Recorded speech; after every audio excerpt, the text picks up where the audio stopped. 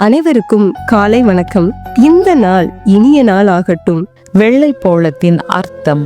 குறிப்பு வசனம்: அவர்கள் தங்கள் பொக்கிஷங்களை திறந்து பொன்னையும் தூப வர்க்கத்தையும் வெள்ளை போளத்தையும் அதற்கு காணிக்கையாக வைத்தார்கள். மத்தேயு 2:11. ராயர் மூவர் கீழ் தேசம் தேடி வந்தோம் என்று 3 சாஸ்திரிகளும் இயேசுவின் பிறப்பின் நிகழ்வை நினைவுபடுத்தும் நாள் என்று கிறிஸ்துமஸ் கேரல் பாடல் ஒன்று விவரிக்கிறது. ஆனால் அவர்கள் மூவரும் ராஜாக்கள் அல்ல. அவர்கள் கிழக்கிலிருந்து வந்தவர்களும் அல்ல. அவர்கள் 3 பேராகவும் இருக்க வாய்ப்பில்லை. இருப்பினும் அங்கே அவர்கள் 3 பரிசுகளை கொண்டு வந்தனர். அந்த கேரல் பாடல் அவை ஒவ்வொன்றுக்கும் முக்கியத்துவம் கொடுக்கிறது.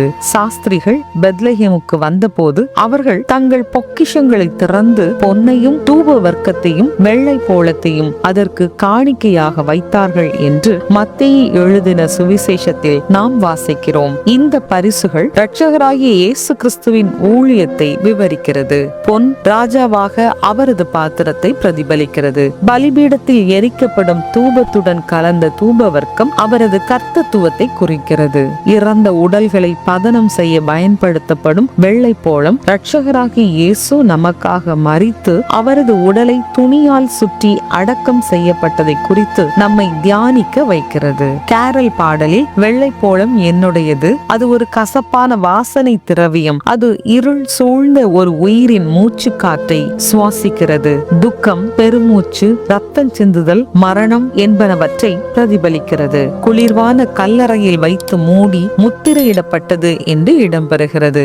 நாம் கதையில் கூட அத்தகைய காட்சியை எழுத மாட்டோம். ஆனால் கிறிஸ்து இயேசுவின் மரணம் நமது ரட்சிப்பின் மையமானது. நம் இரட்சகராகிய இயேசு கிறிஸ்து பாவிகளான நமக்காகவே கோர சிலுவையில் தொங்கி மரித்தார். ஏரோது இயேசு குழந்தையாக இருக்கும் போதே அவரை கொல்ல முயன்றான். கேரல் பாடலின் கடைசி சரணம்: இதோ ராஜாவாகவும் கர்த்தராகவும் தியாகத்தின் மறு உருவமாகவும் இருக்கும் மகிமையின் ராஜா எழுந்தருளி இருக்கிறார் என்று 3 கருப்பொருள்களை ஒன்றாக இணைக்கிறது. இது கிறிஸ்துமஸின் கதையை நிறைவு செய்து அல்லேலூயா அல்லேலூயா என்னும் உற்சாக வாழ்த்துதலை மறுமொழியாக வானம் பூமி எங்கும் ஒலிக்கச் செய்கிறது. இயேசு உங்களுக்காக மரிப்பதற்காகவே பிறந்தார் என்ற உண்மையை நீங்கள் சிந்திக்கும் போது எப்படி உணர்கிறீர்கள்? அவருடைய உயிர்த்தெழுதல் உங்களை எவ்வாறு ஊக்குவிக்கிறது?